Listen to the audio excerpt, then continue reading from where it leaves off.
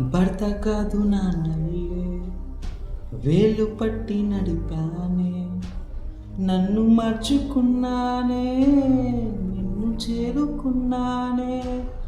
కాళ్ళ కింది నేలల్లే నీలి నింగి నీడల్లే నిన్ను చూసుకున్నానే, నేను మారిపోయానే.